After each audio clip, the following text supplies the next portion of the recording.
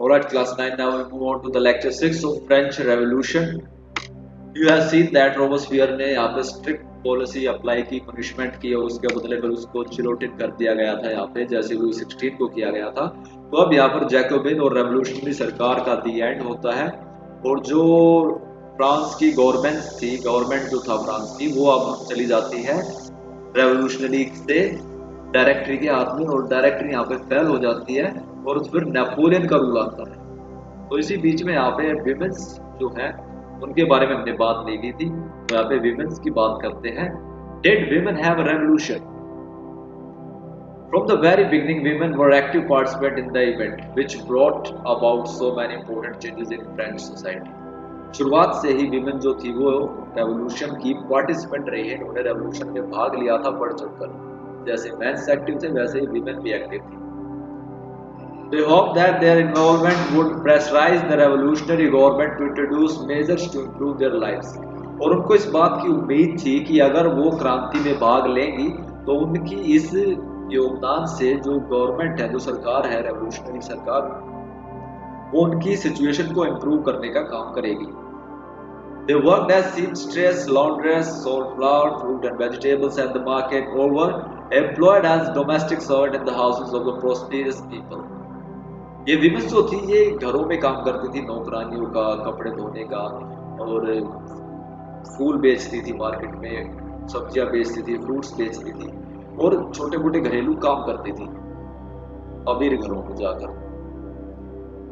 Most women did not have access to education or job training, और ज्यादातर औरतों के पास एजुकेशन और जॉब्स ट्रेनिंग नाम की कोई चीज नहीं थी। जैसे भारत में है, विमेंस की हालत शुरू से ही ऐसी रही है कि उनको पढ़ने लिखने के लिए ज्यादा अप्रोच नहीं किया जाता था। उनको समाज का पैसिव सिटीजन जैसे हम मानते थे, वैसे यूरोप में भी था। तो यहाँ पर वही विमेन पढ़ती थी, कॉन्वेंट तक जाती थी जो बड़े घरों की लड़कियां होती थी, और वो भी सिर्फ पढ़ने के बाद ही उनकी शादी कर दी जाती थी। तो उनके पास भी पढ़ाई लिखाई का इतना ज्यादा वो स्कोप नहीं था। Working women had also to care for their family, that is cook, fetch water, queue up for bread and look after the children. और बहुत सारी विमेन जो थी बेचारी, वो बाहर काम करने के साथ साथ घरों में भी काम करती थी, अपने बच्चों को देखती थी, खाना पकाती थी, पानी लेके आती थी, ब्रेड के लिए लाइनें में लगती थी। तो ये उनके काम थे, ये उनकी लाइफ थी फ्रेंच सोसाइटी में। Their wages were lower than those of men, और उनकी जो वेजेस थी वो मैन के मुकाबले काफी कम थी। Same work but less pay.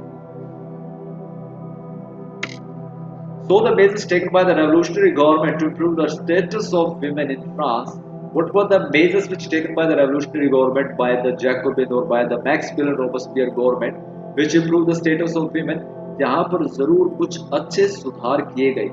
Revolutionary सरकार जो आई थी उसने, आपने देखा था कि स्लेवरी को हटा दिया था, एक तो गुलामी जो थी उसको हटाया था, और एक अच्छा काम किया था उन्होंने, विमेन की हालत को सुधारा। In the early year, the revolutionary government introduced laws that helped improve the lives of women. Together with the creation of state schools, schooling was made compulsory for all girls.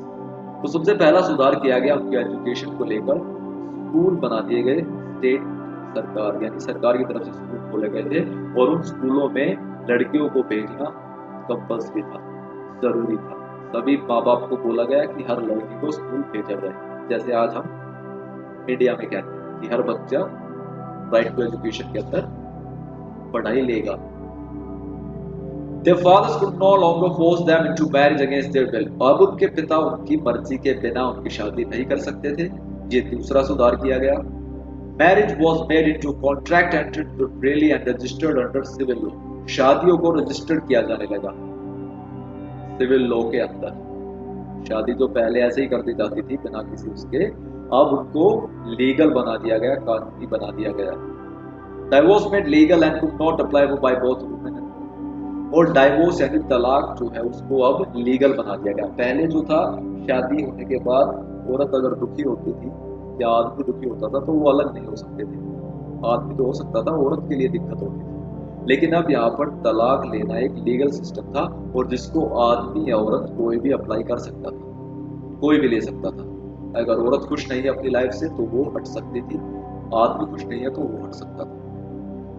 Women could now train for jobs, could become artists or run small businesses. अब उनको jobs के लिए training दी जाने लगी। अब वो artist बन सकती थी, पेंटिंग है, स्कल्पचर मेकिंग है, या कोई छोटा मोटा वो बिजनेस चलाना चाहती है, तो ये सारी ट्रेनिंग उन्हें दी जाने लगी और वो अब अपने पैरों पे खड़ी हो सकती। ये भी काफी इम्प्रूवमेंट किया गया है यहाँ पर।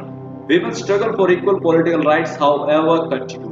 तो ये सारी चीजें तो सुधार जरूर हुआ, लेकिन जब बात आती है पॉलिटिकल राइट्स की, तो यहाँ पर विमेन्स को अभी इंतजार करना है। उनकी लाइफ में ये सारे सुधार तो आए, लेकिन एक इम्पोर्टेंट सुधार जो होता है, वो अधिकार दिए जाए, राजनीतिक कानूनी अधिकार, वो अधिकार अभी उनको मिलने बाकी है।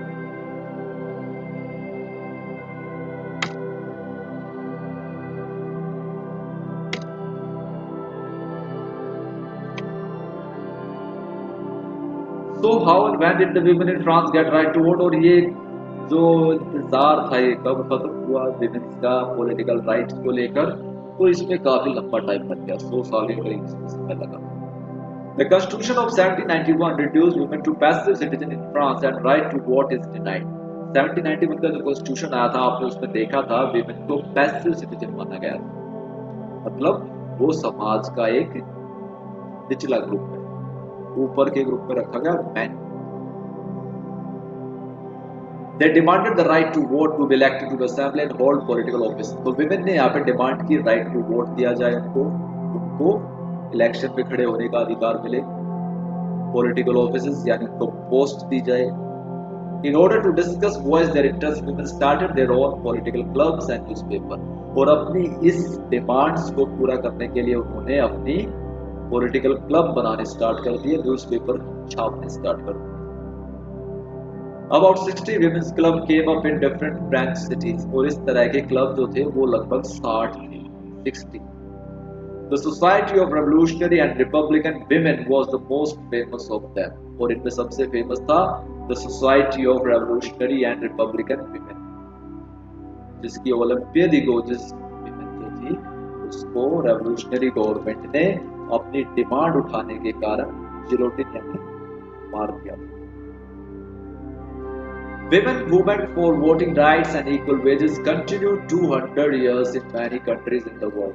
और औरतों का ये जो आंदोलन है राइट वोटिंग राइट के लिए, ये बहुत सारे देशों में तो 250 साल तक चला। भारत को आप लगा लो। The fight for the vote was carried out through an international suffrage movement during the late 19th and early 20th century. और ये जो फाइट थी राइट टू वोट विमेन के लिए, ये इंटरनेशनल बन चुकी थी। अब हर दुनिया का देश जो था, उसकी औरतें राइट टू वोट के लिए आवाज उठाने लगी थी, और ये शुरुआत हुई थी लेट 19th और early 20th century. The example of the political activities of French women during the revolutionary years was kept alive as an inspiring model. और औरतों की ये जो लड़ाई है, ये रेवोल्यूशनरी ईयर के दौर की जो पार्टिसिपेशन है, वो एक इंस्पायरिंग रही औरतों के लिए। दुनिया भर की औरतों ने फ्रेंच वुमेन से बहुत कुछ सीखा। जैसे फ्रेंच रेवोल्यूशन से दुनिया ने सीखा, इसी तरह से दुनिया की औरतों ने फ्रेंच वुमेन से बहुत कुछ सीखा। And it was finally 1946 the women in France won the right to vote. और 1946 में French women got right to vote। तो ये जो लड़ाई रही, ये 1946 तक चली।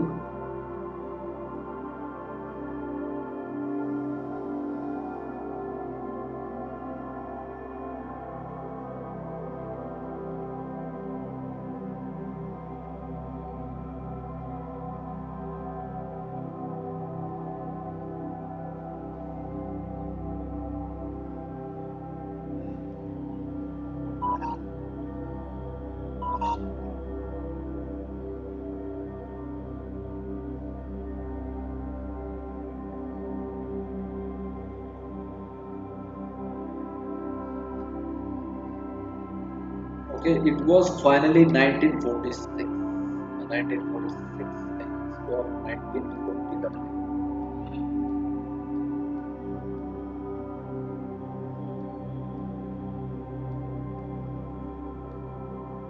ओके, तो 1944 women got right to vote in France, और इस तरह से women की हालत भी अब सुधर चुकी थी, यहाँ पर मेंस के बराबर आ चुकी थी।